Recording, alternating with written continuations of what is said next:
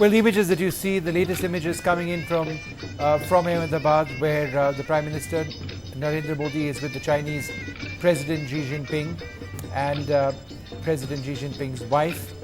They arrived in Gujarat a couple of hours earlier on. We've seen the same personal touch which the Prime Minister extended to his Japanese counterpart Shinzo Abe when he was in Japan recently. Over the last couple of hours, we've seen the Prime Minister travel to the Sabarmati Ashram with the Chinese President, tell him about different parts of Sabarmati Ashram, present him gifts, quite conversational. It doesn't appear to be a very formal sort of meeting of these two leaders. Xi Jinping also walking with Prime Minister Modi.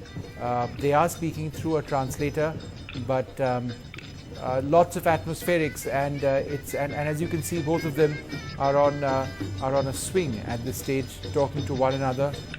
Who would think for a moment that India and China are at the moment in the middle of a face-off in Ladakh, where our soldiers are on a face-off against each other in a contested part of the line of actual control, when the leaders of the two countries are on a swing on the banks of the Sabarmati in Gujarat.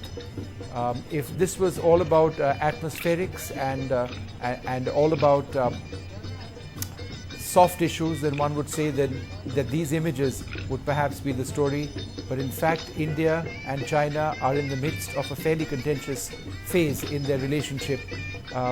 India has reached out to Japan of late, an adversary almost of China, in as much as India and China speak repeatedly of the importance of trade relations between the two countries.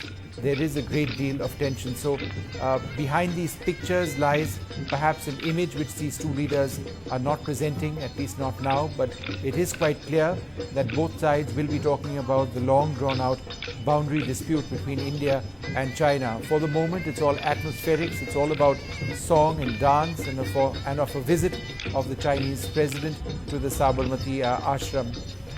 It's all been fairly carefully choreographed.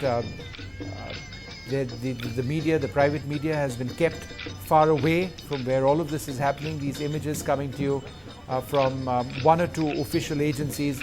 We've seen this in the past as well, where the Prime Minister has been very careful in the manner that he interacts with foreign dignitaries, and foreign dignitaries are greeted in India, where things are carefully choreographed. There is a personal touch being extended over here, and there are no hordes of camera people anywhere close to the vicinity of these two leaders.